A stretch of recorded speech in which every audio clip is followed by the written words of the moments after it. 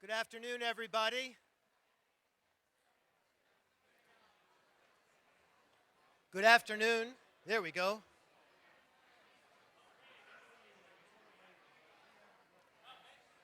All right, I know I have the ability to command your attention. Thank you all very much.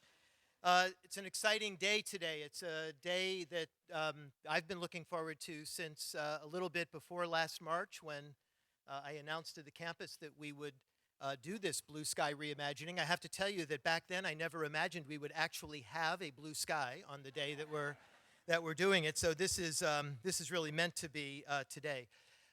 Today we get to be visionaries. We get to be creators. We get to be entrepreneurs. Today we're starting with a blank page, quite literally, if you look in the middle of your tables. And what we're bringing to that blank page is the expertise that every single one of us has in higher education. Every single one of us remembers ourselves as learners. We know what impacted us most while we were college students. And in addition to that, for faculty and staff, we have been in our professional lives, since we were learners ourselves, professional observers of watching students learn and of watching what works for them and what are the most impactful moments that enables other students to learn. Starting with a blank page requires a creative leap that is very different from the creative processes associated with developing a strategic plan. And I want to elaborate that on that a little bit, because we want to be very careful today not to be producing the elements of a strategic plan for Ithaca College. Such a plan would, if we were doing that, start with an understanding of where we are today. It would start with a classic SWOT, or a discussion of our strengths and weaknesses and opportunities and threats. And what we would then do is identify programs or initiatives or other steps that we could take in the next 5 to 10 years to enhance the quality of the college. Now, we already have a strategic plan at Ithaca College. It's called IC 2020. And it was developed in exactly this way, starting from where the college was back in 2011 and identifying things that we need to do through a large collaborative process that actually included a few gatherings in this room. And we then identified steps that we would take building on the present college. And we're making excellent progress in achieving those initiatives listed in the plan. And by 2020, I think we'll have made a very substantial step forward in the quality of the educational experience at Ithaca. But we will have built on what already exists. We will not have created something out of whole cloth. We will not have created something designed fresh based on everything we know about education, but we will have done important work, but the work of building on the legacy that we already have. And that leads me to the question that we want to pose today, which is very different from the question of strategic planning question. I see we already have it up on the screen. If we could design an immersive learning community from scratch, one created specifically to provide the richest possible educational experience to full-time young adult college students, what would that look like? This is not about the Ithaca College of the present. It's not about the Ithaca College of the near future. Our work product today will not be a strategic plan with new ideas or programs grafted onto what we see around us today. Instead, we want to create a sketch of the richest possible immersive learning environment. And then we want to imagine, from scratch, a college created solely to create that environment. In this kind of creative exercise, our existing organization doesn't matter. Job descriptions for faculty, staff, and college presidents don't matter. Throw them all out. The layout of our campus and the purposes of our buildings do not matter. The 8:30 a.m. to 5 p.m. workday does not matter. The semester system and 120 credits for a bachelor's degree, irrelevant. As the Disney Imagineers, a group tasked with imagining the future of entertainment, likes to say, gravity itself does not matter in this kind of creative exercise. Instead, what we want to develop is the clearest and most perfect image possible of what would we want to achieve if we are creating that richest possible immersive learning environment. And only then, on a different day, might we start to work backward together to picture concrete steps that we might take at Ithaca College to begin to approach that vision that we've developed. But unless we throw everything out first and develop that clarity of vision, we will be too self-limiting in our creativity. So once we have that vision, it'll be appropriate, of course, to ask whether and how IC should evolve to incorporate the elements of the ideal sketch we're developing. Those can be follow-up steps for another day and probably another year. It's a project for the future. But today, we are visionaries. So I'd like with that to introduce our head visionary today, the Vice President for Educational Affairs, Ben Rifkin.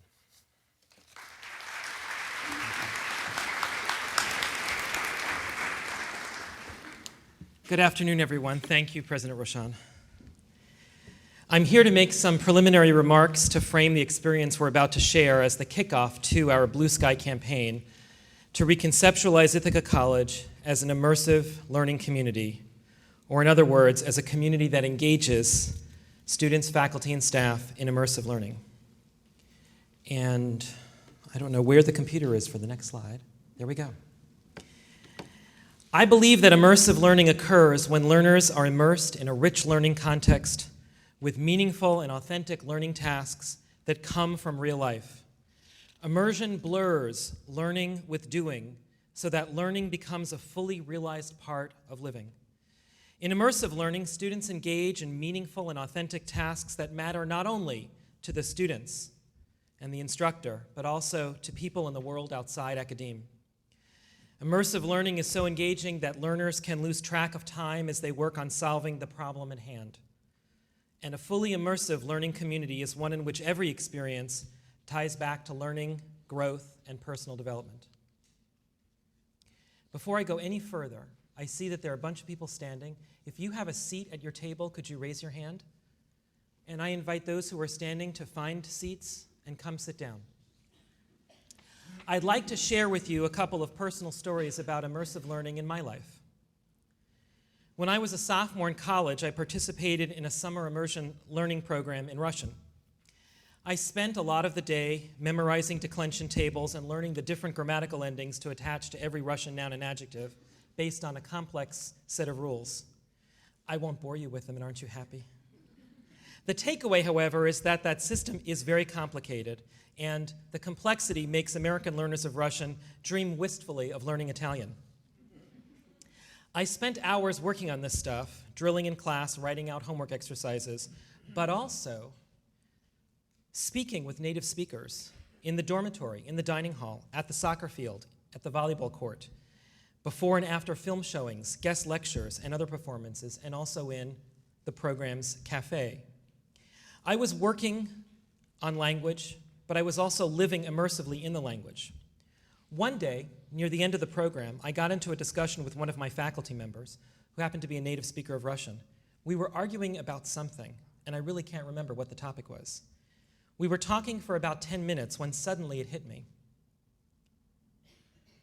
I was speaking in Russian with him, and I wasn't thinking about how I was speaking in Russian with him. I was only thinking about what I was saying and how to make my argument more persuasive. Had I been thinking about which ending to attach which noun, I would have lost the argument right there, because he wouldn't have been willing to talk with me. The epiphany came.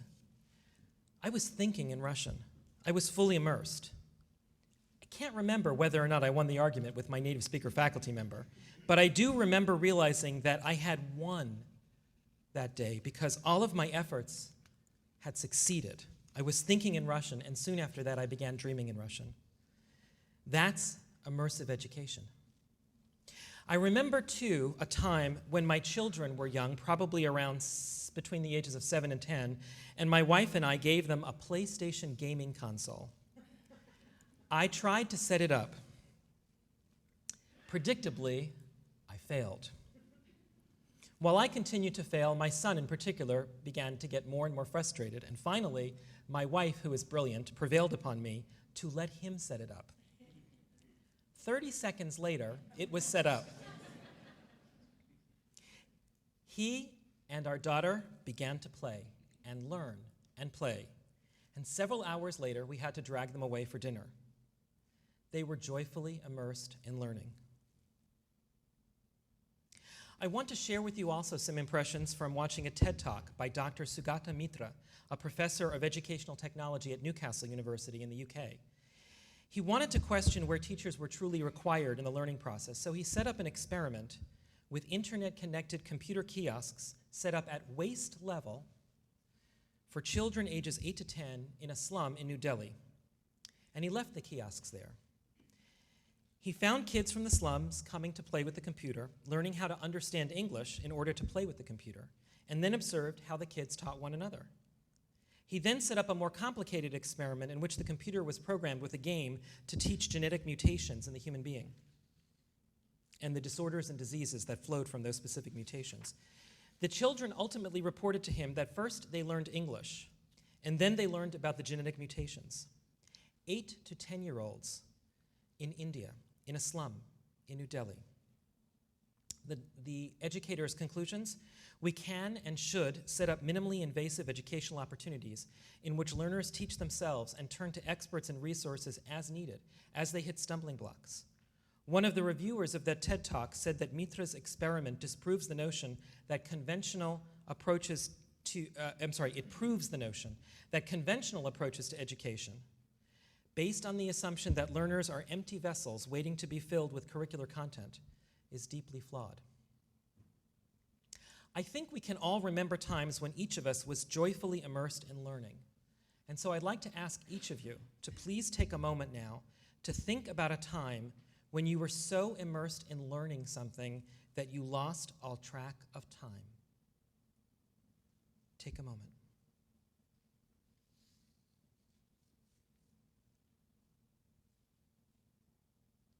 When you're able to access that memory, please raise your hand.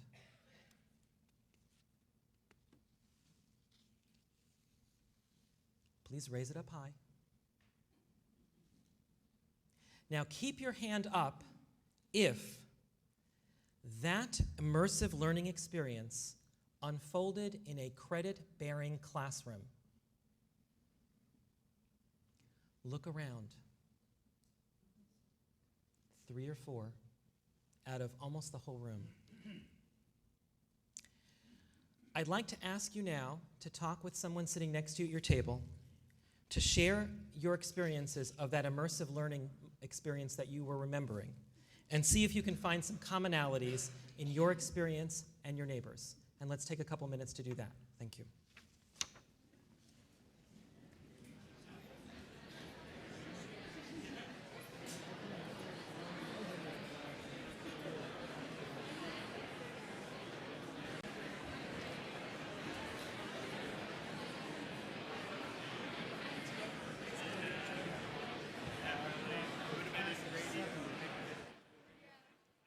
We are about 5 minutes away from the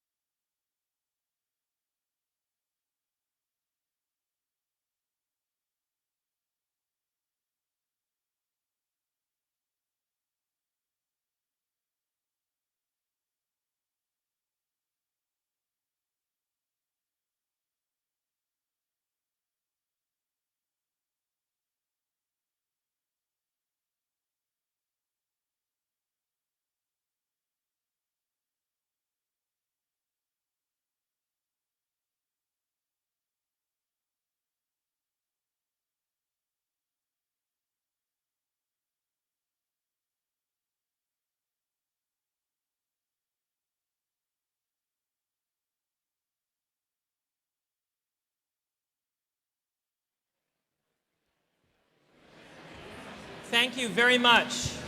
I'd like to ask you to come together now.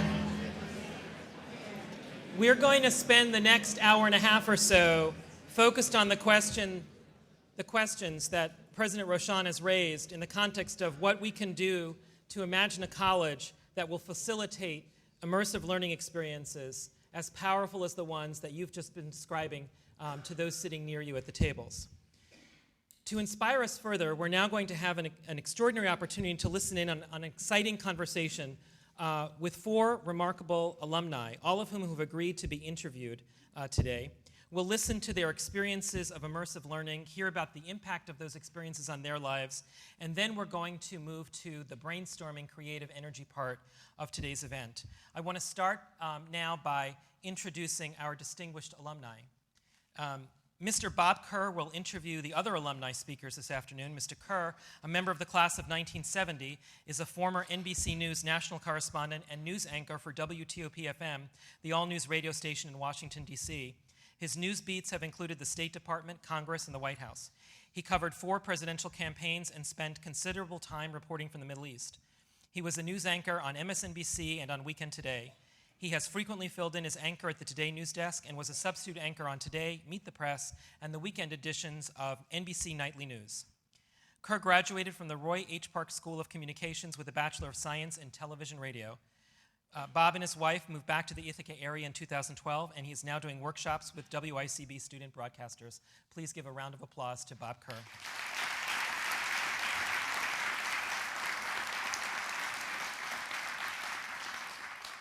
Mr. Christopher Birch, class of 1976, is founder and CEO of Birch Creative Capital. He has been an entrepreneur and active investor across a wide range of industries for nearly 30 years. Excuse me. His entrepreneurial success began in 1976 when he was still an undergrad here at Ithaca College, where he was one of the earliest investors in Internet Capital Group.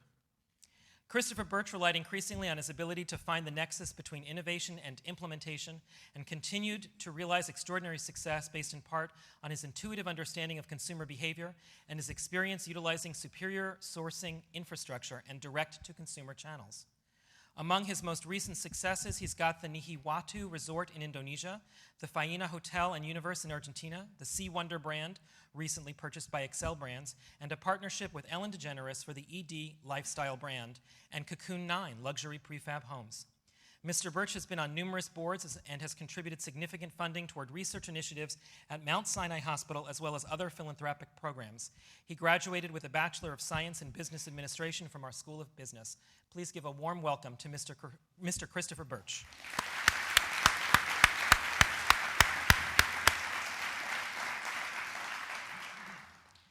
Ms. Tatiana Tsai, class of 2009, joined the Downtown Ithaca Alliance in April of this year as the Director of Special Events.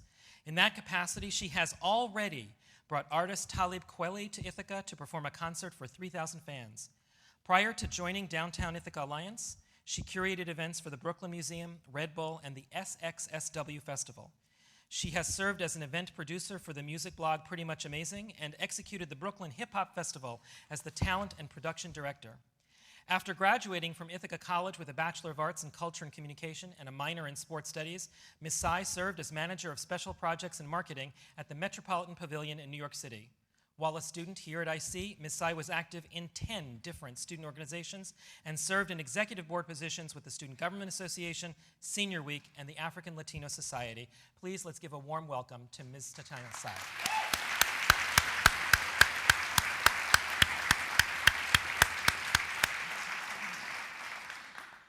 And fourth, Mr. William Van Dyke is a graduate of the class of 2005 with a Bachelor of Science in Sports Information and Communication. While here at IC, he was the head student assistant within the Sports Information Department as well as a resident advisor. He also served as music director for WICB, a student-operated radio station based in the Park School. He credits this last gig for helping him land his current job in the music industry, about which Mr. Van Dyke is the director of digital accounts at the Warner Musical Group, a global record company headquartered in New York City. Based in Ithaca, Van Dyke leads an international team responsible for the company's revenue optimization, support, and operations on all global ad-supported digital accounts, including YouTube and SoundCloud. He has been with WMG since 2006, shortly after he completed his degree here at IC. Previously in a role as a new media manager for label services within WMG, he has certainly seen his responsibility and titles rise in the past decade. Please give a warm welcome to Mr. William Van Dyke.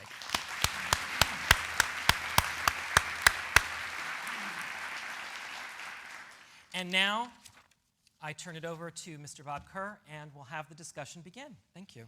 Well, I must say that after decades in Washington, I never got to say thank you, Mr. Vice President, and thank you, Mr. President. So this is really getting off on a good note. I want to thank you for taking the time to join us here today. All of you, and you heard the remarks about what they've done, some of them in a short time after leaving Ithaca College.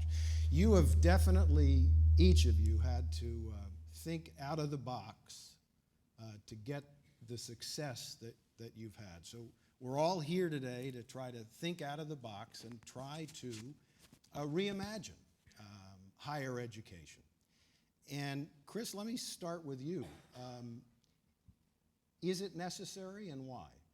I mean, I think if we all think about, particularly in the world we're living in today, relative to when I graduated from Ithaca College, which was a great experience because it allowed me a level of creativity on whether we were doing outside activities as far as starting businesses.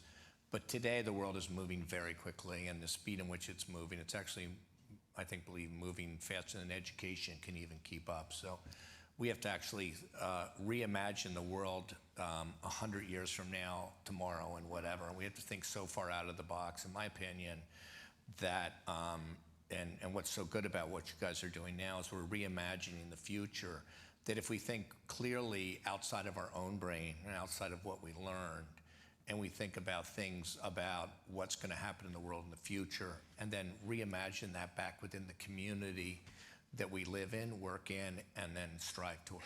Already, higher education is a lot less traditional. You could say it's not your father's or mother's college. Things have changed a lot in terms of the course offerings, in terms of what students and parents expect out of higher education. What might have to change as you see it, Tatiana? We have to embrace the idea of jumping in, sometimes crashing and burning and figuring it out. I don't know where I would have ended up if I wasn't lucky enough to have mentors and professors and a community that embraced the fact that all I wanted to do was learn on my feet and apply what I was learning on the go. I had started in my senior year of high school. I had convinced my principal to allow me to go across town in Manhattan for a documentary filmmaking workshop, and for credit instead of going to the regular class schedule that everyone was going to, and that led to me getting my first documentary into Tribeca Film Festival that same year, which kind of, at that point in my life, I was like, I'm going to be a filmmaker, I'm going to the Park School, all of these things. I had this plan. Only to find out when I got to Tribeca that I was more interested in programming and creating the experience surrounding the art form than I was interested being behind the camera. So I kind of came in with a mindset of just let me try to figure it out. I'm happy, and I'm so happy to have been a part of something where everybody around me embraced that and let me.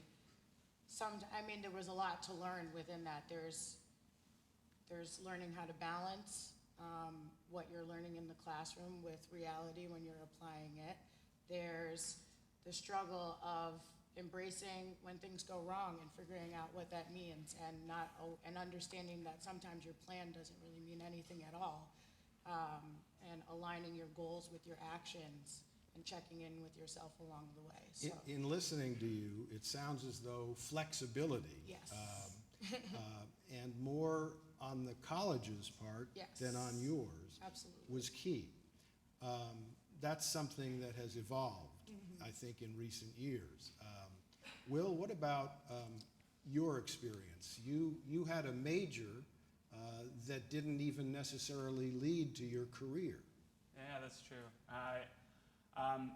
When I was looking at colleges, I had, as a sports fan, and I was actually, prior to even coming to school, I was keeping stats before computers kind of kept them for us. We would do a lot of pen to paper sort of things. And so when I found in the sports information and communication major, I thought, boy, that sounds exactly what I want to do. Big fan of ESPN and those sort of things. I saw, a lot of the alumni ties, so I thought, there it is. That's what I want. And when I got to campus, I think I followed that right to the radio station to start broadcasting. And as soon as I was there, I saw the opportunities that were presented to the students as freshmen on ICB and VIC, which is where I got my start just on the music side. And, as I was hanging around doing a sports broadcast, I went in and to the, it was actually, I think, the punk show on a Monday night. I was into that music. I went in and started talking to the host, and that was, kind of shifted my mindset as to, oh, there's a lot of stuff I can try here. And so it got me into a lot of, the radio station, inner workings, hanging around, just kind of trying to figure that stuff out. But at the same time, I stayed, pretty true to my major all the way through college. But, when it came time to find a career, based on the work that I had done in radio, I had a lot of professional contacts by that time, being music director and that sort of thing. And so when I moved I bought a one-way bus ticket to New York, and they were all there having a couple internships. So, Right. yeah, that's how it ended up in the music industry. Well, what I'm hearing is that you're a self-starter, and were that even in college. You had your own track, and you were willing to change it, but you were driving it with help from Ithaca College. It's pretty much the same story from you. Absolutely. So here we have a college that has people in TVR or physical therapy or drama or music who are driven, who have immersive experiences and are self-starters. The goal is to try to get that feeling among all the other students and somehow have the college work for them. Can that happen, or is it just totally up to the student? No, I mean, it's going to happen. I mean, it's going to happen in every university, and the universities today that are the leaders are going to do that. And I think it's going to be cross-reference between every school. There's an interesting figure. I think when I started my first company in college, maybe 0.5% of college students said they'd like to own their own company. Today, there was just a survey that students said 70% of kids that go to universities today want to start their own thing. So we're in a world of individuality, and we need to be in a world of cooperation. And the universities in the future that are going to win are going to be able to loop together their schools in one way. And, Tom actually is a big believer in that. And the EQ skills are going to be critically important to how successful any human being is going to be in what they do. And when I say EQ, it's going to be as predictive analytics occur in the computer system, or whether you're in the music industry or you're in the planning of events, a lot of that stuff is going to be worked by engineers and brilliant engineers around the world. But universities in America are going to need to spurn massive creativity, incredible ability to understand how we think as humans, and tie that back to self-esteem in what they do. So, as I said, I'm sorry, I forgot your first name, and I listened. This young woman, she's very secure in what she says and who she is, and she did it through trial and error and through loving arms of an organization by Ithaca. So I think the future is going to be 100% about either you're going to be on the engineering side, or you're going to be a university like this. All right, but bring it back to campus. Thinking creatively is one thing. Thinking about creativity is one thing. Facilitating creativity and freedom is another. How does that happen within these walls? Well, I mean, obviously there needs to be one place where everyone feels free to come in and to discuss their different subject matter, but it's going to be a sharing. It's got to be about a sharing community. Just like Uber, is going to have to end up sharing cars with other individuals, or So I think it's got to happen. The university has to have flexibility within each department.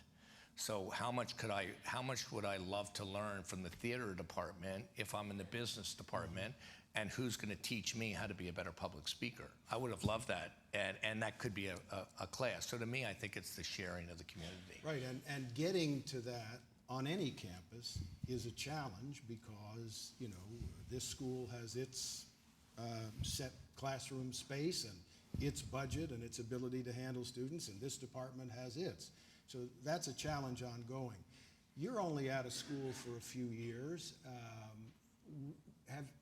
Do you have the ability to look back and see something that you might change or think should be reimagined?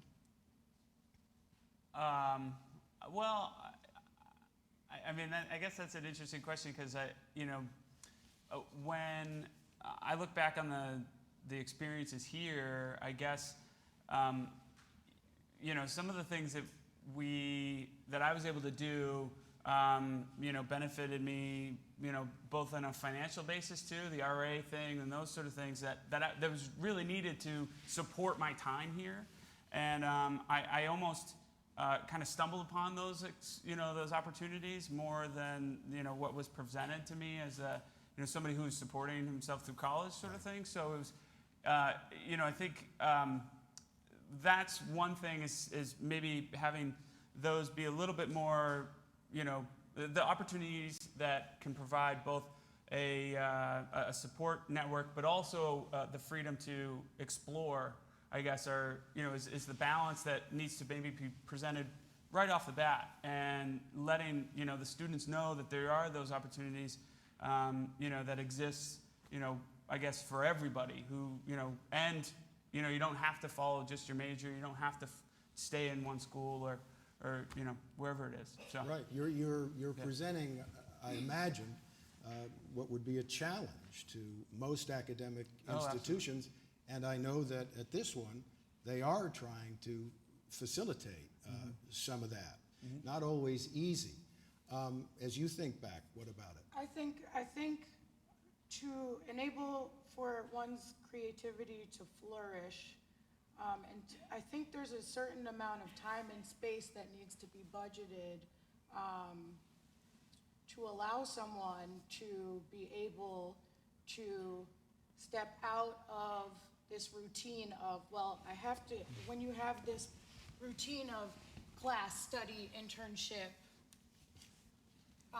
break, and then go right back at it, when there's not an opportunity to sort of step back and check in with yourself and make sure that your actions are still aligning with your long-term goals, and make sure that your goals are, maybe they've changed, and so maybe you need a moment to make sure that the next steps are still the right next steps. So I think there's an amount of time that needs to be allowed and personal space that one needs, whether that's accompanied by a mentor or somewhere to go to just stop and reflect.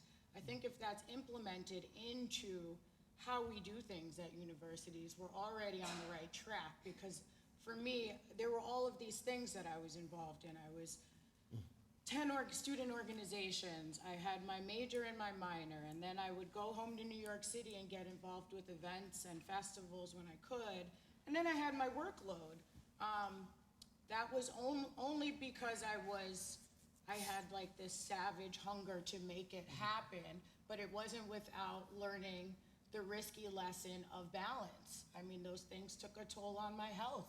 Those things probably contributed to, my anxiety in ways that I could have been more productive about. So with space and time, that there's no pressure, that students aren't fighting for, that is just a part of the program. When it's a natural part of the process, you're already allowing people to go through that process of trial and error, but not feel this pressure of playing the safe bet while doing it. Professors get a sabbatical every several years. That's their time and space. Student time and space would have to be more abbreviated, but you're saying there has to be some.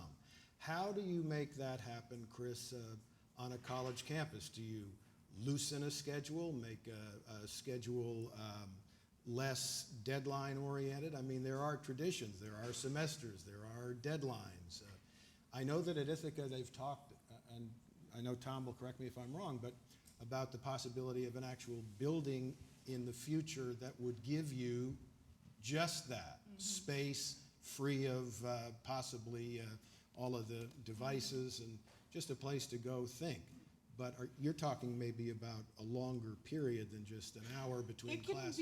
no, I think it's part of the culture. I think if you are in, it's almost like my friends who live for Friday or live for 5 p.m.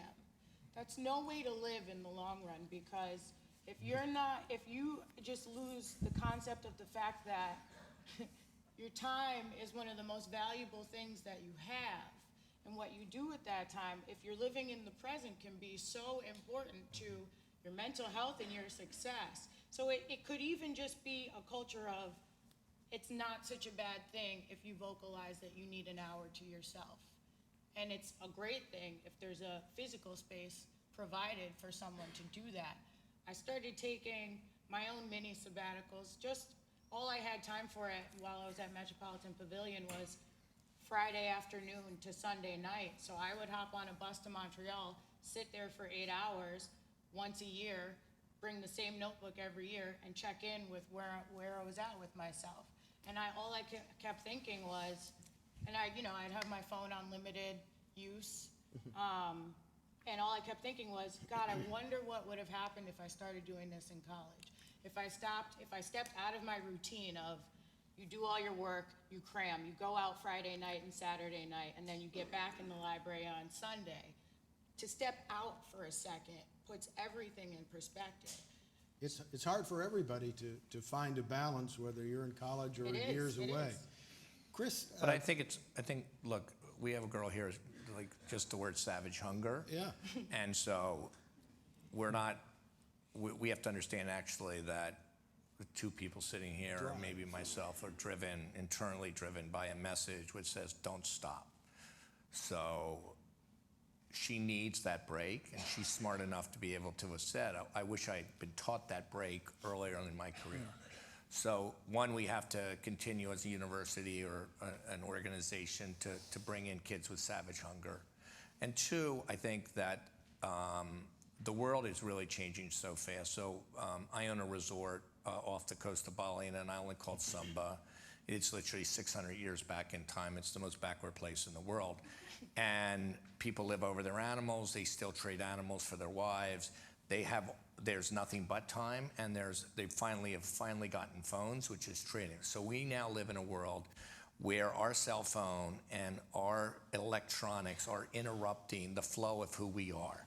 So the stress level on any individual around the world, because I've seen the active stress, like the furthest place in the world from stress, and then living in New York City, you actually don't even have time to breathe, okay? And people are pushing you. So I think a university has to provide, and what Tom, I think, wants to do, and if we can raise the capital around it, or we can all participate, is to find a safe place where, whether it's meditation, or whether it's this act of actually coming down into yourself, so that you have enough time so that you can not be stuck right in the trees. Mm-hmm. And the problem, I think, with everything we do is being struck in the trees. I'm sure as you were out there working full time, there was things, if you now had that time to reflect back, you would have been better at what you do. And so I think possibly most importantly is think outside of the box. Most importantly, how do we give students time to actually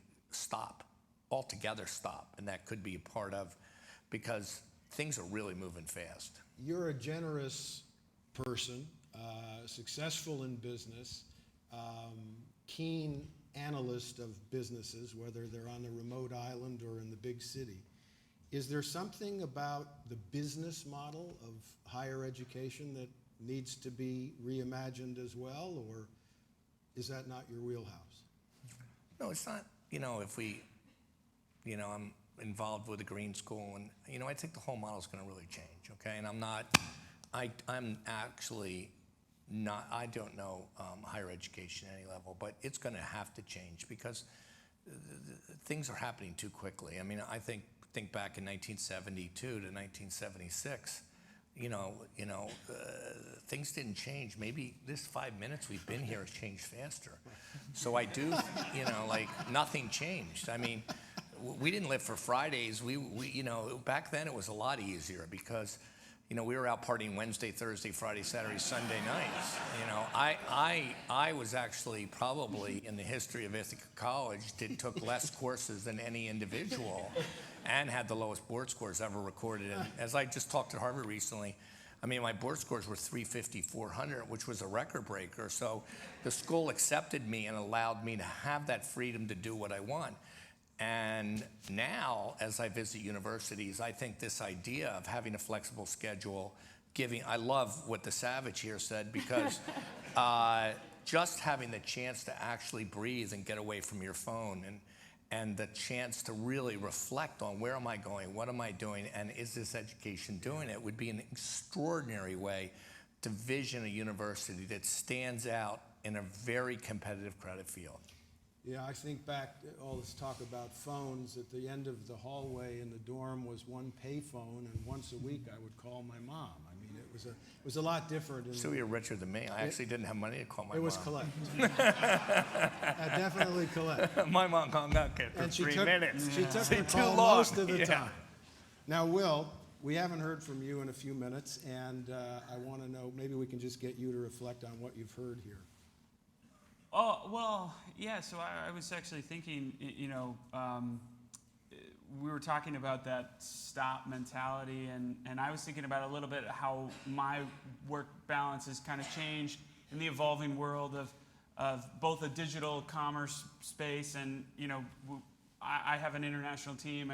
I've got an employee in New York and in London now, and we have weekly calls with our territories in Asia and Australia and New Zealand. So I'm working sometimes at 10 to 11 o'clock at night, and I'm up working early in the morning to catch my London employee. And there is that balance, but what I ended up doing as a professional too was I had to find that space. And I mean, for me, it was I had to get back into athletics and had to get out and run and be active, and a little bit, my wife teaches yoga and that sort of thing, so that became a bigger importance, part of my life to catch that balance. But also it became a situation where I found myself needing mentorship to get to that place where how do I find it during even the workday. And my bosses were very flexible, obviously, by letting me take my business from New York City, move it to Ithaca so that we could, have a better work-life balance and that sort of thing. But it then became a very real conversation where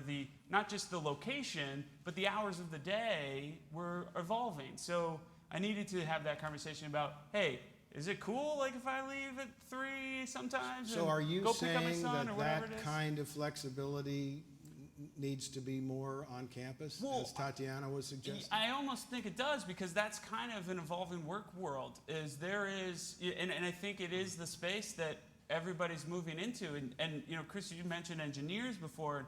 I know tons of engineers who are putting in just unbelievable hours, and it is at all times a day. And it's we work with companies that have 2 cycles, and they're so they're on 24 hours. So you have to find that time that kind of breaks it all up, and it really is. And you mentioned it before, even too.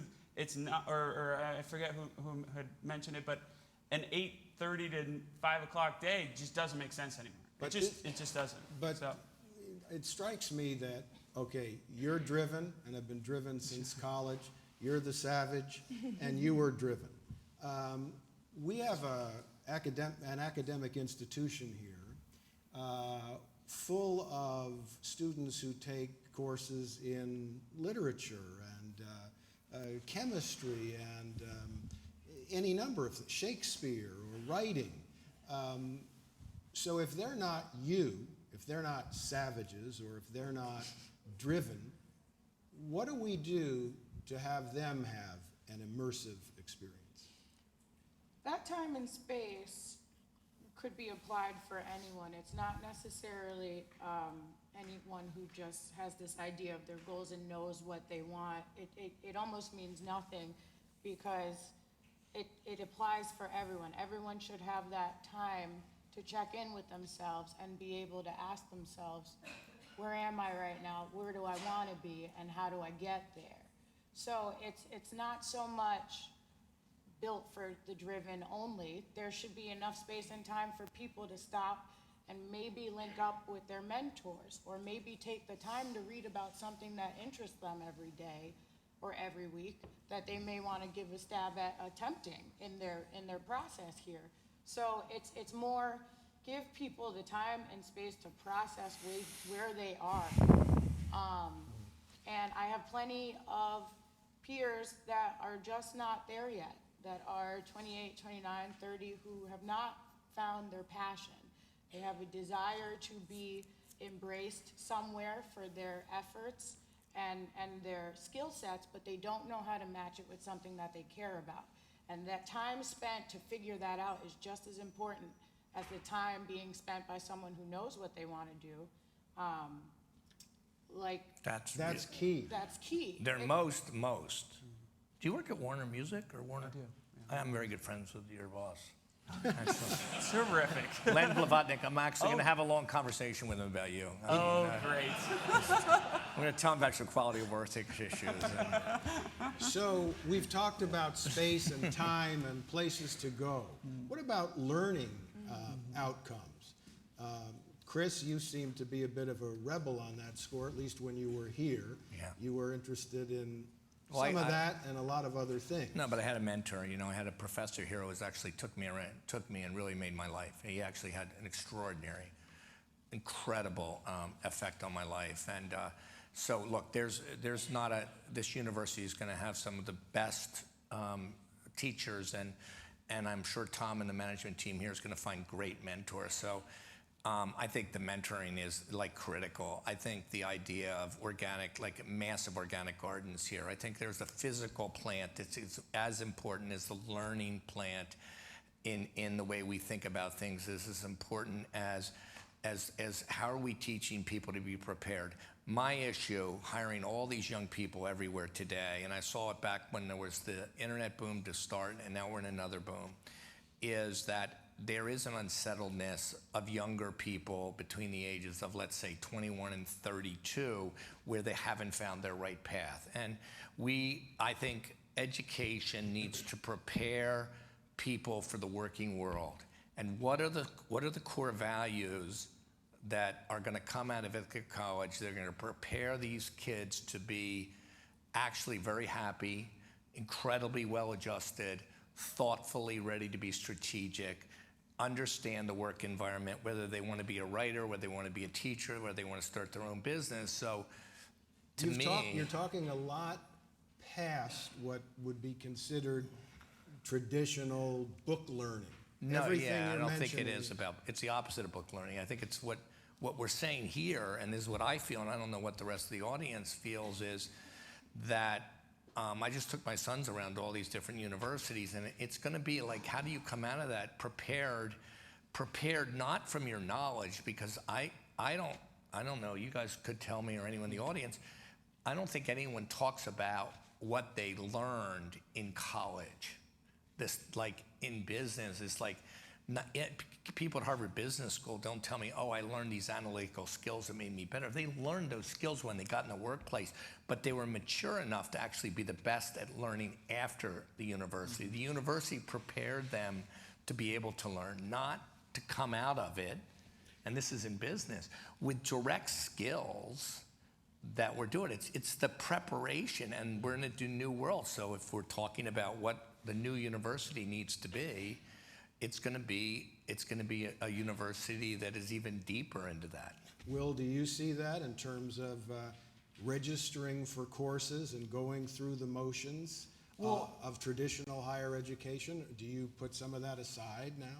I mean, I think that, yeah, and I was making a motion at what Chris had said about the fact that I don't think the book learning is the thing that people always take away from the college experience, but I do think it is you're almost teaching people to learn and to also analyze opportunities for themselves, to have them, see the mass of experience that's in front of them, to kind of take that experience or find a way to utilize it in their own lives, and whether it be from a book or from a professor, or from a mentor, or from one of the 10 organizations that you work for. I think that's what, at least for me, in my experience, that's what I got out of it, was a learning of how to see all the opportunities and which ones I wanted to take advantage of. You all seem to be suggesting things that might lead to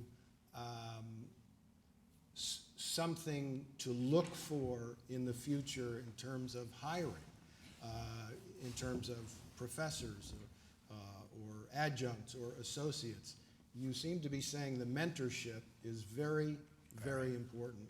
And one of the things I would say, a good friend of mine, Bill Schwab, who was chairman of the Board of Trustees for some time here at Ithaca College, always speaks about his transformative, immersive experience, which was a summer where he was working with one of the professors here, just took it on a chance, and developed a love not only for this professor and what he was doing, but science. And now he is the head of trauma surgery at the University of Pennsylvania.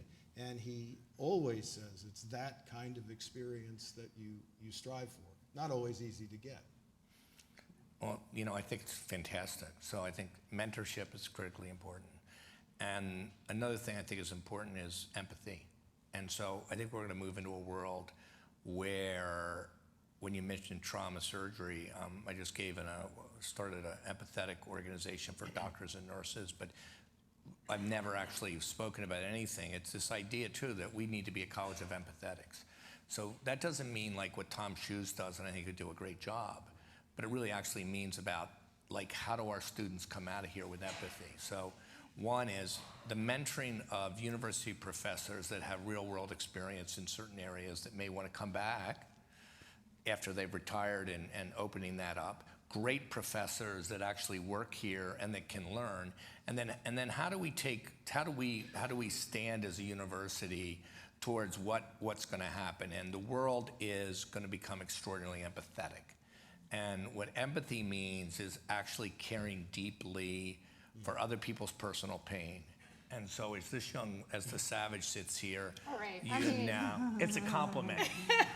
I'm really complimenting you, Okay. because I think she's an amazing young woman.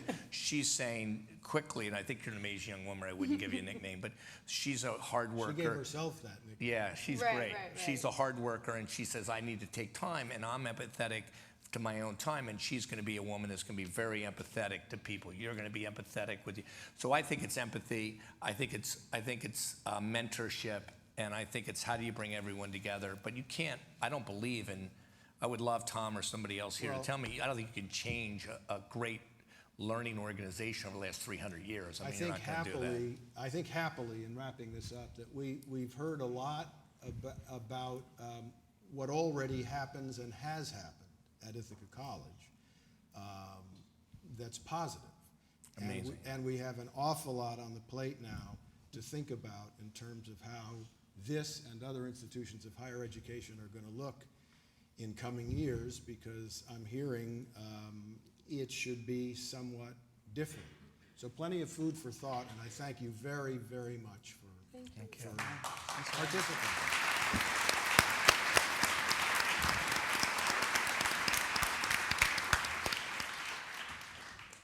Let's take a moment to give a round of applause again in appreciation to all of our alumni speakers and our wonderful alumnus interviewer for so generously giving of their time today.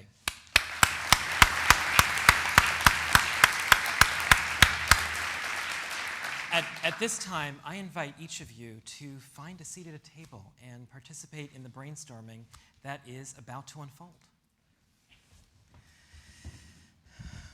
Inspired by the stories of our extraordinary alumni speakers, I'm turning to you, our outstanding students, faculty, and staff to ask you to work together on an exciting brainstorming project. All of you are seated around tables with paper and Post-it notes and pens, and the purpose of this part of today's program is for you to brainstorm right there at your tables. I'd also like to take this moment to inform you, if it hasn't already come to surface, that one of you at each table is a specially designated facilitator whose task is to keep the conversation flowing and to make sure that everyone has a chance to contribute. I'd like to take this moment, please, for facilitators to introduce yourselves, the tables, and to make sure that everybody at the table has introduced themselves. And please, I'm going to ask that everybody at the table put their names on one of the big pieces of paper so that when we get the ideas later, if we have questions, we know who we can contact. So take a couple of moments, please, to introduce yourselves and write your names on that big piece of paper.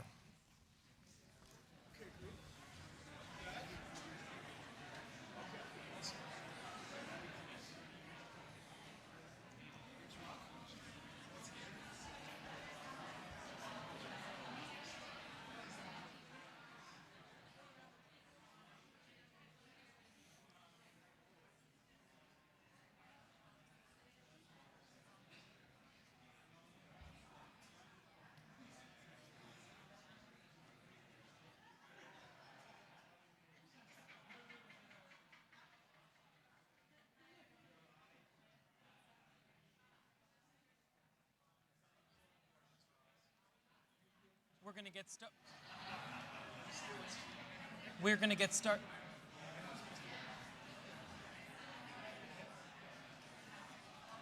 We're going to get started in just a minute. We'll get started in just a minute.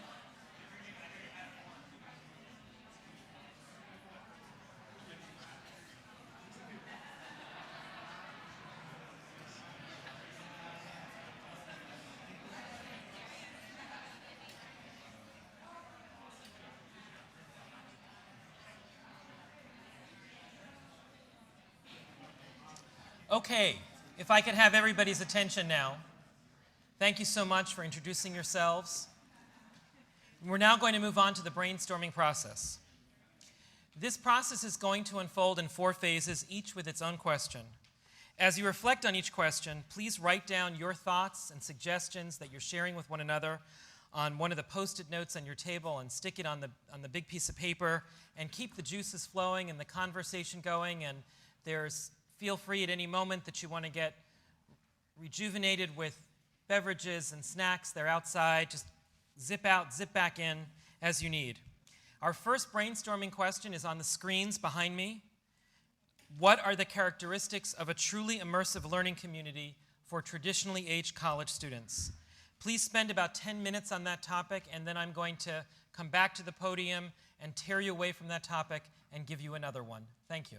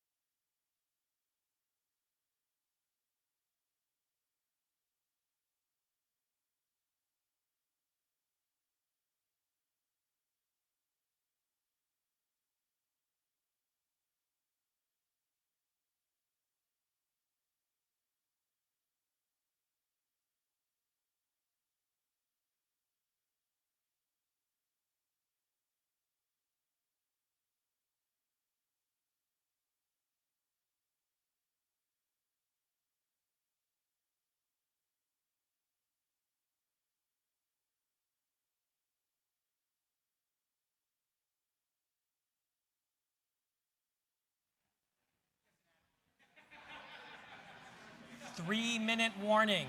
3-minute warning on this question.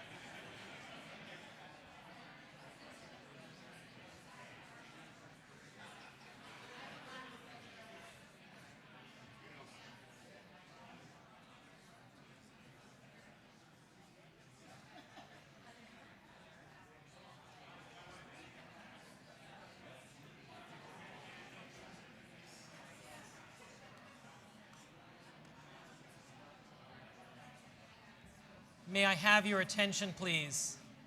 May I have your attention, please? Thank you very much for your thoughtful consideration of our first question. It's time to turn our attention to the second of 4 questions. Given the characteristics of a truly immersive learning community that you have just traced out, what should the goals of such a community be? What are the learning outcomes for traditional age college students that we would expect to see from a truly immersive learning community? And I know that that second question is not on the screen. Let me say it again. What are the learning outcomes for traditional college-age students that we would expect to see from a truly immersive learning community? And once again, I ask that you spend about 10 minutes on this question. Thank you.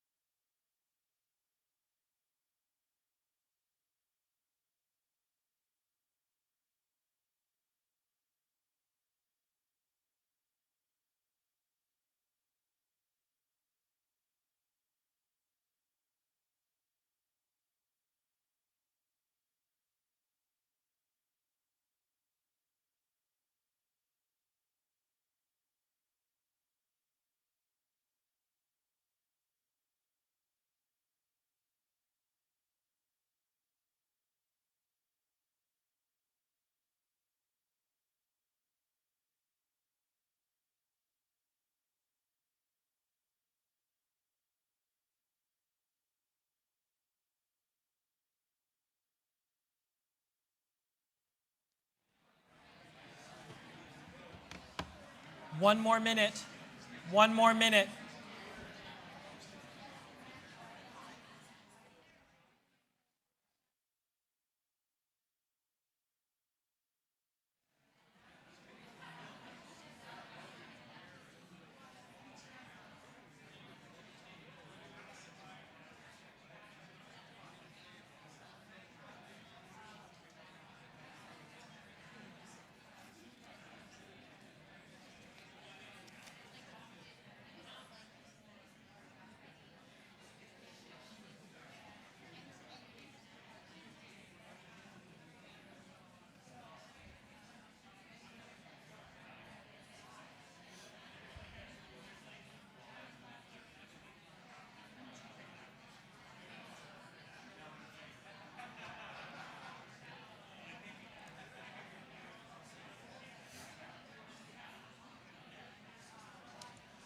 Okay, I'd like to ask for your attention again. If I could ask for your attention, please. We're going to transition to the third question. If I could have your attention, please. As you can see also on the screen behind me, our third question is this. Given the characteristics of a truly immersive learning community and the goals for a truly immersive learning community, what kinds of experiences would tend to produce those outcomes? What are the experiences that a truly immersive college should organize, conduct, make available, or require for students to have those outcomes, to reach those goals? Please take 10 minutes and go at it.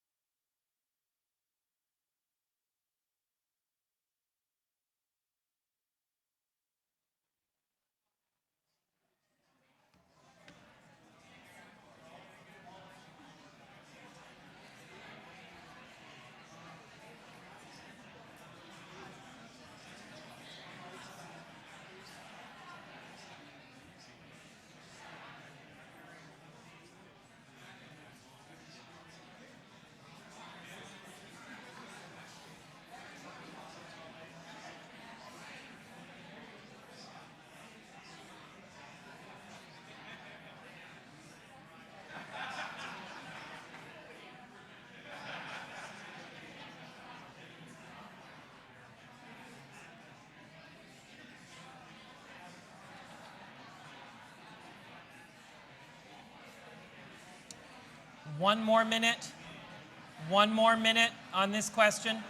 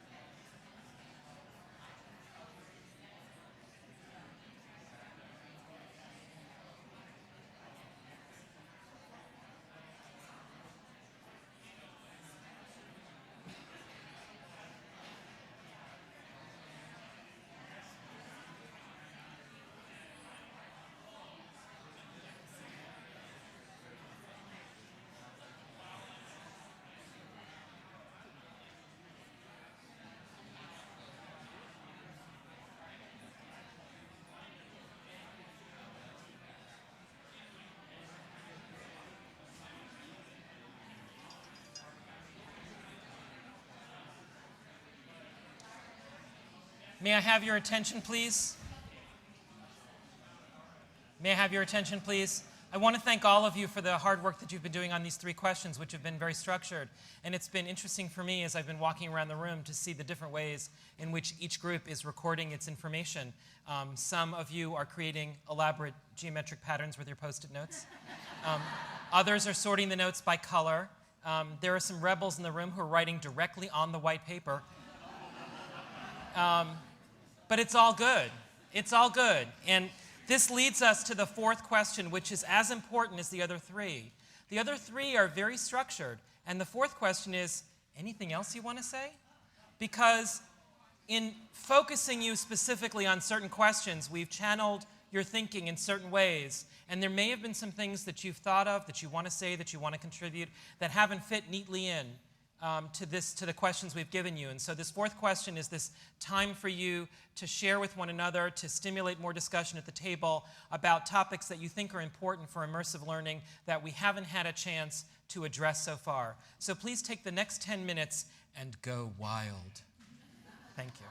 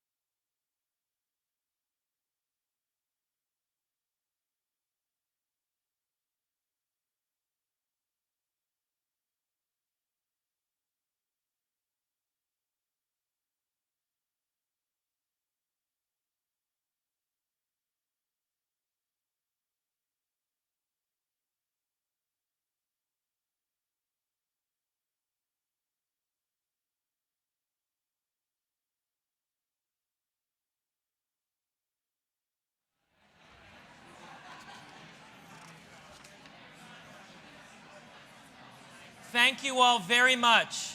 Thank you so much. I have a few announcements to make and we'll wrap up. I want to say that walking around the room, the energy level is extraordinary. The creativity that I'm hearing snippets of here and there is inspiring.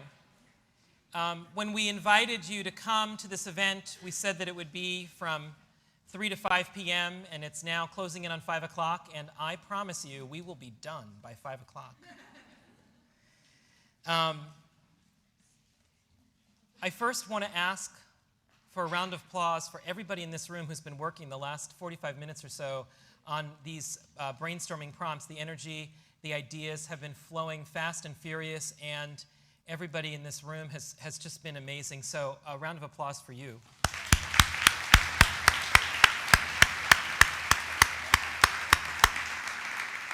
I'd also like to ask for a round of applause for our facilitators who helped keep the conversation going and productive.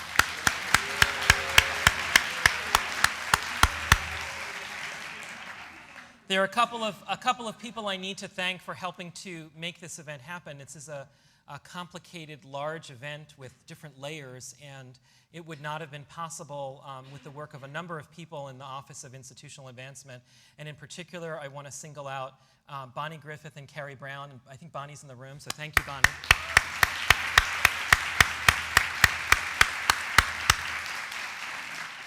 The Office of Educational Affairs had a little bit to do with it, and whenever anybody in my team has a little bit to do with it, Karen Emnett has a lot, and she's not here right now, but just a round of applause for Karen.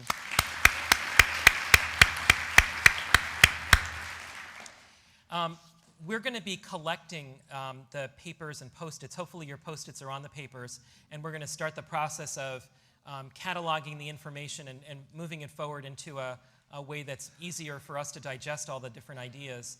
Before you leave the room, please make sure that our Vice Provost, Dr. Danette Johnson, Danette, can you stand up, has your page, and she'll be sure to get it back to our office so that we can begin to process these things.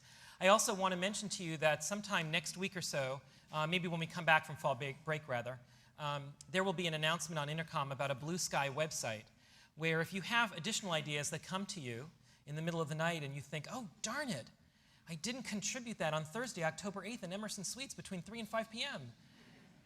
Operators will be standing by. There will be a website where you can go and add your information even if it comes to you later in the middle of the night. And I hope that your middle of the night epiphanies are different from mine, because I'll have a middle of the night epiphany and I'll think, oh, I'm so glad I wrote it down. And then I'll look at it in the morning and it says, so hopefully yours will be more articulate. The last piece of business before we go, it was promised that among the attendees, one student, one faculty member, and one staff member who participated in the Blue Sky conversation would win an iPad if they were present when their names were called. So I have some good news and some bad news. The good news is I'm about to call the names. The bad news is I don't have the iPads. We ordered them. They're coming. So what I do have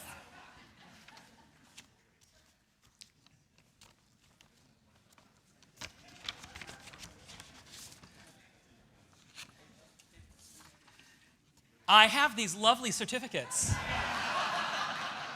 I'm going to read it out loud. This certificate entitles the bearer to an iPad won as a raffle at the college's Blue Sky Kickoff. When the iPad is received in the office of the provost, you will be notified to come pick it up. So I ask for your forgiveness that I think Apple started some new models and they've been a little busy, and so the delivery time hasn't been as quick as we would have liked here at Ithaca College, but I promise you they've been ordered and they're on their way. So I'm going to call your name and ask you to come up here, and we'll maybe get a photograph of the three winners together. So the student who has won the iPad for today's participation is, and forgive me for mispronouncing the name, Gabrielle Reese. Are you here? Are you here?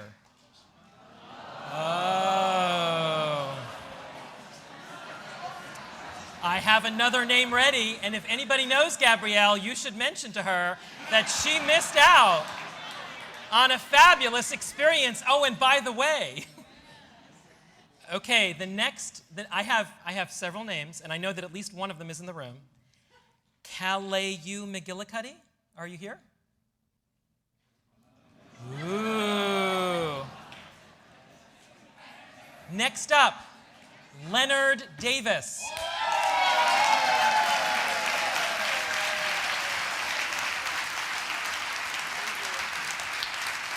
Congratulations, sir. Thank you. Thank you. Here is your certificate. All right. Can you stay right here? Yep. Okay.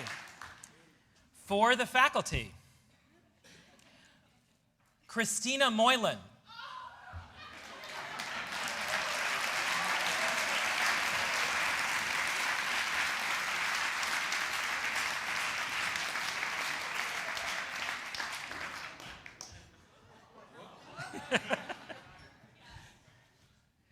Congratulations. Here you go. And for the staff, Julie Hickman Godoy.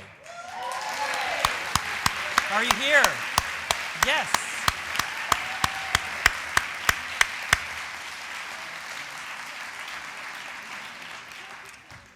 So I'm going to be getting everybody's emails and contacting you when the iPads are ready. Congratulations to our iPad winners. Congratulations to Ithaca College on a fabulous creative experience envisioning the college of the future. Thank you all so much for participating. Have a great evening.